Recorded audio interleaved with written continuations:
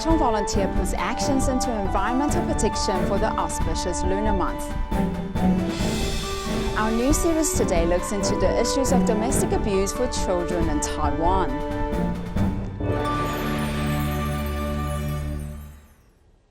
Welcome to Dot Headlines. I'm Joyce Ho. Thank you for joining us. August 19th is the first day of lunar 7th month this year. Despite the Pudu offering traditions, the 7th lunar month is an auspicious month in Buddhist teachings. Taichung Tzu Chi volunteer Tzu has refrained from burning joss paper for more than 10 years now, devoting to environmental protection actions in his everyday life.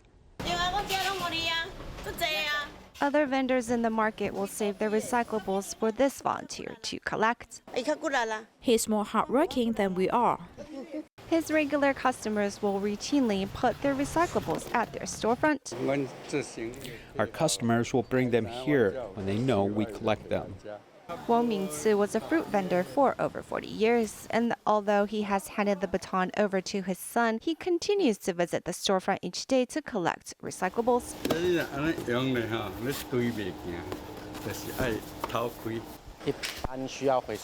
We pre-sort here the basics, then take it home. My dad will sort it in more detail later. Wong and his wife also practices vegetarianism when they offer up items to the ancestors, as well as cutting out burning joss paper. These practices were something they had to get used to. When we put up offerings, I asked my daughter-in-law not to burn joss paper. Then, in the middle of our ritual, someone felt it was weird to not burn joss paper and went out immediately to buy some. From that point forward, they became joss paper free. We now save the money we would have spent on the joss paper, and when there is a call to donate for a disaster or something, we'll add a bit more to the accumulated amount and donate it. They have set an example for their neighbors to follow by not burning joss paper, as during this time they continue to promote the right beliefs in this auspicious 7th lunar month. 3 years after the retirement of Yunlin Douliu's Jianteng recycling point, it was transformed into a Tzu Chi office for the local volunteers. Although it's no more than 66 square meters big, its approximation to the city center and ease of transportation will sure be helpful for volunteers' study sessions and meetings. On this day, Tzu Chi Jianteng office in Douliu Yunlin is open, and volunteers are here to celebrate.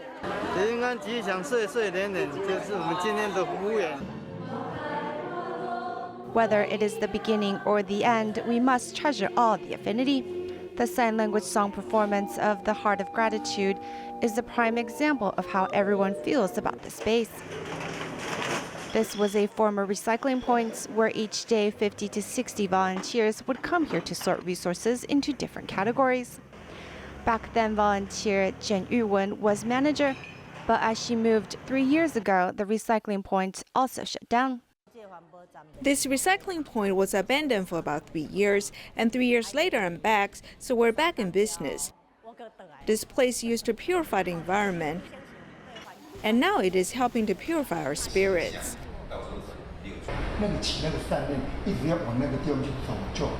During this pandemic times, volunteers have been unable to head to Douliu Tzu Chi Hospital to have meetings. But thankfully, this place is not too far from the hospital, and after 2 months of remodeling, the recycling point has been transformed into the newest Tzu Chi office. We can hold small intimate meetings here or study groups. Changing this place into Tzu Chi office is great. It's centered in the city and easy access for transportation, as well as it can recruit neighbors to Tzu Chi.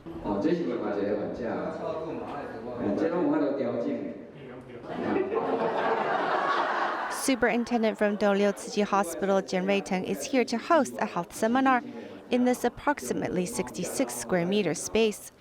Thanks to this transformation, volunteers in Yunlin can continue to gain enlightenment during this time. Due to the continuation of COVID-19 in the Philippines, the class suspension order has been further extended for another 6 weeks. The recent graduates are under the greatest impact as all academic and career planning are postponed. Let's see how these young people are adapting to the situation. Ang gusto ko pong sabihin sa mga kapwa ko mag-aaral, kahit kahit anong dumaang krisis sa ating bansa, unos na dumating sa ating buhay.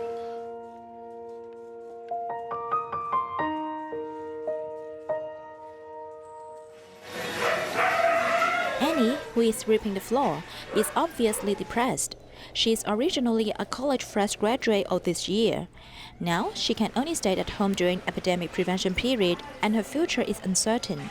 I should have graduated in this semester. However, owing to the pandemic, I can't go in for internship at the company I applied before, so I can't get the credits and hence can't graduate.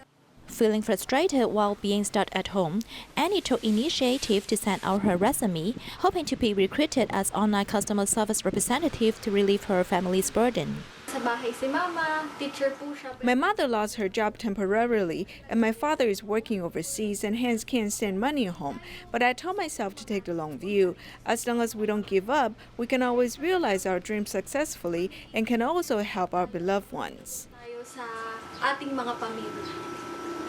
During the epidemic, some young people are pessimistic while some encourage themselves. Don Lopez, a college student who majors in architecture but couldn't graduate as scheduled, helped out at his family's grocery store and also took up online freelance design jobs. I am a freelance designer. I'm an online freelance designer and is also able to design trademarks or any visual art items. The income from the grocery store is not enough for our family. I have to work harder so as to relieve the financial burden of my parents. The COVID-19 epidemic has impacted many people's life.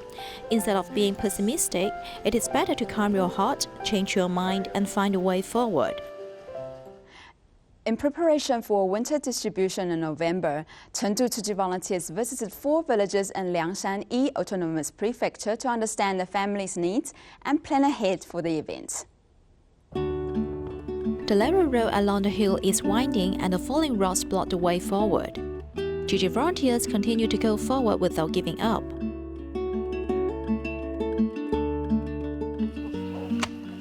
With a free-flow harvest of potatoes and livestock everywhere, the villagers of Yi Autonomous Prefecture in Liangshan still have a difficult life. Owing to its remote location, traffic is not easy. This creates a problem in sending out the harvest produced from villagers, as the cost is relatively high. So it is quite difficult to increase villagers' income, even though the harvest is bountiful.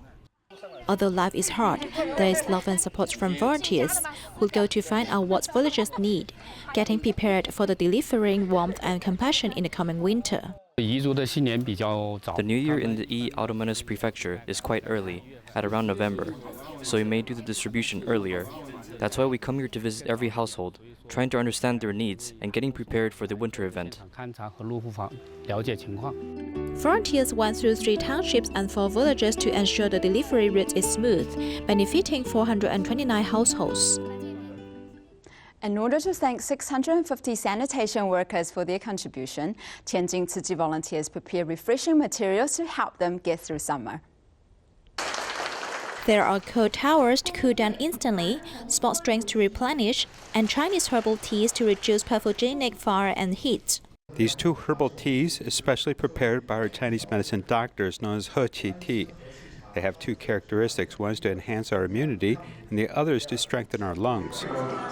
In a day of the scorching summer, Tianjin Tzu Chi volunteers went to visit 650 sanitation workers and expressed their gratitude by giving them refreshing materials. Every item to prevent heat stroke and provide cooling effect touches me very much, and all of them are what we really need.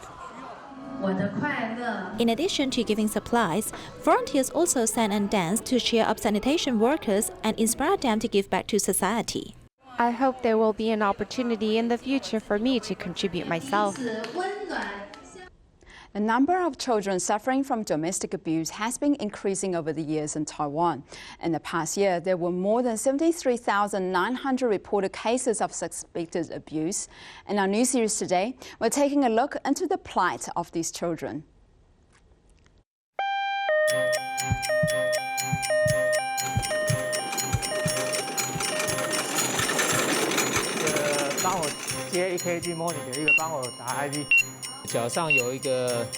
淤青的伤口，关节有肿胀的情况哈。5-year-old Wei Wei has aches all over his body and a horrified look in his eyes. 你不要怕哈，现在在医院哈，不用怕哈。There are multiple bruises all over the body. The doctor suspected that Wei Wei might have a fracture as he quickly sent him to have an X-ray. In the past 2 decades, Dr. Wu Tangteng has been working in the pediatric emergency room saving lives. Reported cases of child abuse actually increase every year. The number of reported cases of suspected child abuse in Taiwan has risen from more than 20,000 in 2008 to nearly 74,000 children in 2019. According to the Chang'an Memorial Hospital alone, there is 1 case of child abuse a day. So this is about 300 or 400 children abuse cases per year. And about 1/10 will be admitted to the intensive care unit, or even 1/10 will die. On average, every 9 minutes across Taiwan, a child abuse case is reported, with 76% of the perpetrators coming from biological or adoptive parents. The parents can really cause serious harm to the child when his emotions are out of control. Some have serious damage, including his mental impairment or motor neurological impairment. The age group of domestic child abuse may occur at all stages, but infants and young children under 3 years old, as well as high school students over 12 years old, are high-risk groups of child abuse. 12岁以上的话，就是 Those over the age of 12 are at rebellious period and sometimes have verbal communication problems with their parents, which causes an increase in physical or mental abuse. 或精神虐待都会增加。 Children in a youth rebellious period are beaten for confronting parents, but why are adorable infants under 3 years old abused? Children under the age of 3 are less able to resist injuries, which can be from head to toe. The 5-month-old baby's back was burned with cigarettes or a lighter. It was found that there was more than a dozen broken bones in his whole body, as this was an incident of abuse who passed away.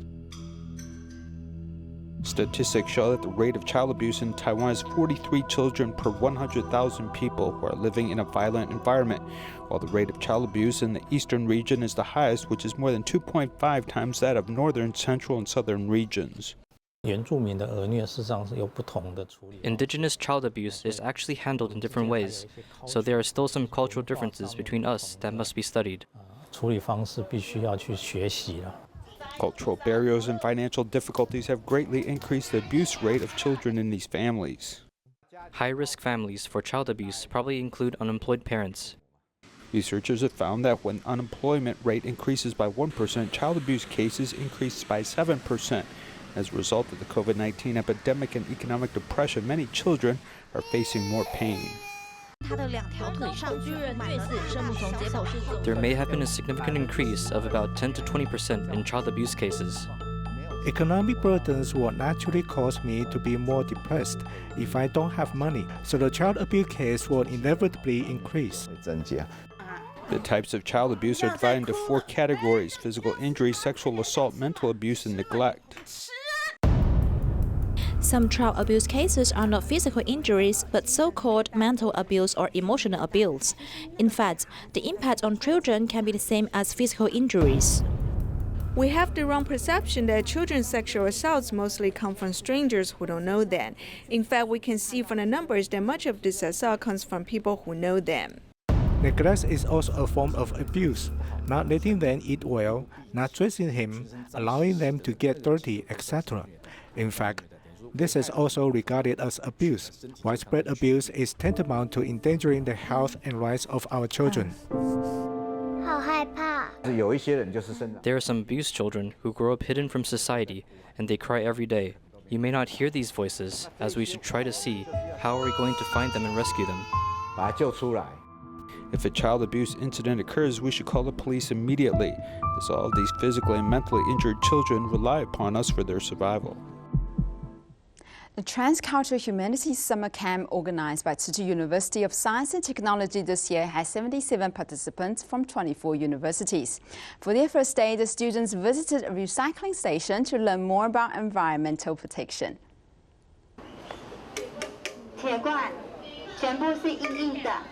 The volunteer is explaining the categories of different recyclables with action. Having been in Taiwan for more than 2 years, Vietnamese student Tzu Chi has not only come to study.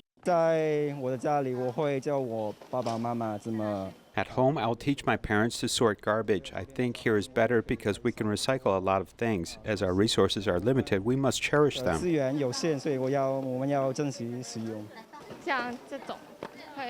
Like this, which can produce sound and is soft. Nearly 80 foreign students from 20 countries have been held up in Taiwan because of the epidemic and were unable to return home during summer vacation. They joined the humanities summer camp of Tzu Chi University of Science and Technology to learn environmental protection.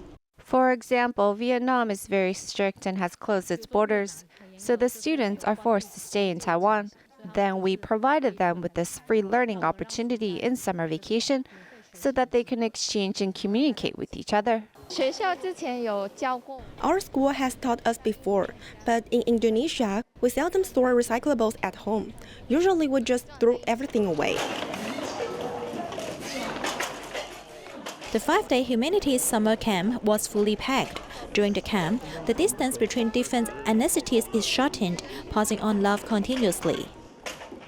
In Banqiao, New Taipei City, 250 Tzu Chi volunteers were mobilized to promote the use of eco-friendly shopping bags instead of disposable plastics. Many store owners were well aware of the environmental protection issues and responded enthusiastically.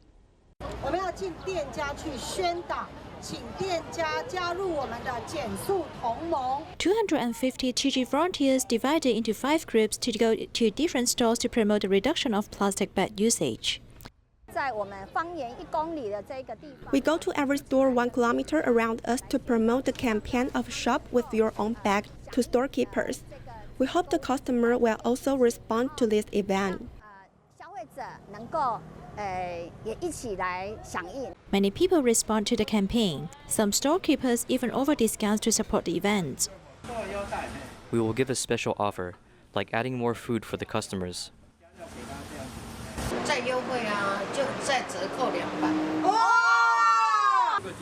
This plastic reduction is good for everyone because this can help save the earth, and the earth belongs to all of us.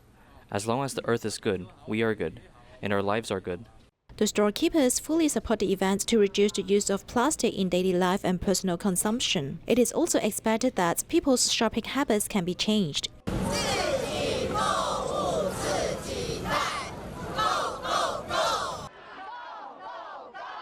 The landscape pond at the entrance of Taipei Tzu Chi Hospital is a scenic area for visitors to relax and unwind.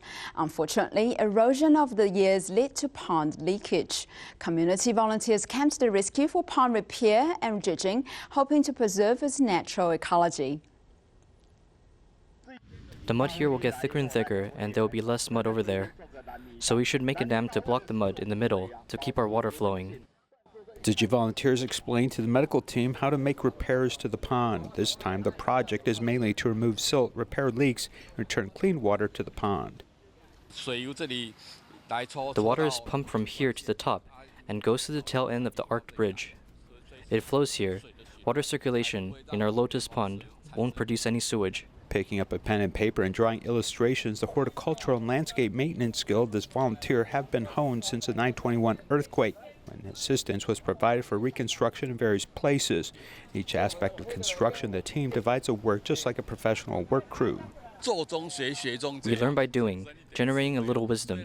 Although it is difficult and sweaty work, we are learning all the time, and we are able to contribute to Tzu Chi's path, as this allows everyone to be filled with joy. I'm really touched by them. From before this hospital was built till this time, which is 15 years since we started. Their support has given us all this atmosphere of love, as the entire medical staff are grateful. Renovation and construction while paying attention to ecological sustainability, the fertile soil of the pond can also be used as fertilizer to nourish the land. This not only saves the cost of processing silt and sand, but also achieves the goal of recycling and retaining the benefits of natural ecology. New Taipei City Council hosted the 4th session of disaster prevention volunteer training at Shuanghe Jingsi Hall, where community members came to learn CPR and how to use AED, raising disaster prevention awareness in the community.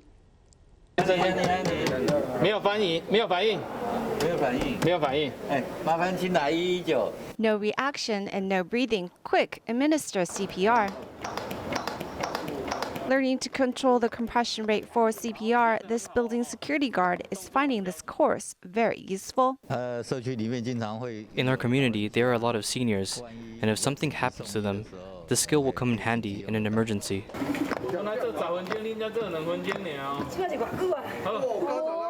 Her energy is spent after 2 minutes of applying CPR. This is one of those skills that puts women at a disadvantage. CPR is really difficult, and we needed to do it for 2 minutes straight. Actually, 1 minute into the pressing, I was already tired. The instructor did say those who are heavier will have more strength to push, and their posture will be more correct. Besides learning CPR, the course also covers how to use an AED. New Taipei City's 4th session of disaster prevention member training incorporates textbook lessons as well as hands-on training. As the most important thing to keep in mind in the case of an emergency is to stay calm. Sometimes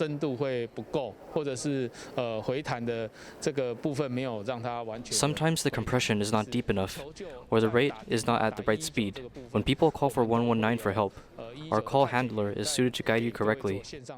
Including the sessions held last year, New Taipei City is already at 1,100 members strong for disaster prevention, but it's still missing about half the people to achieve the goal of a disaster prevention community. We need 2 people in every borough, so that's over 2,000 disaster prevention members, and these are strictly those who live amongst us, not counting those who work in local government offices. So in the future, we need to train about 1,000 more people. It is estimated that there will be 3 more training sessions for this year to add 400 more people to the disaster prevention team.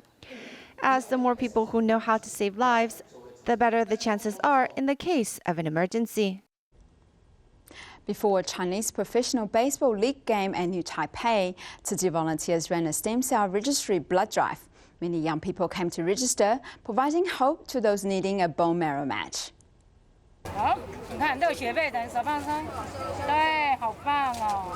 A single action of blood giving may save a life. A military officer on duty, Wu Zhaoxiang, came over to the event before heading back to his post. I think this is because I wanted to help others. As a military officer, I think I have to set an example, and more people around me will follow. A baseball game was held at the New Taipei Xingzhuang Baseball Stadium. Tzu Chi volunteers hosted a stem cell registry blood drive outside the stadium. A couple showed up an hour and a half prior to the baseball game in order to register. I hope I can help others. Although pairing is quite difficult, but through this registration, there could be a chance of helping others. There might be a day when our family needs a suitable donor. The tents are set up outside of the baseball stadium, and the people that showed up to the tents are mostly young people.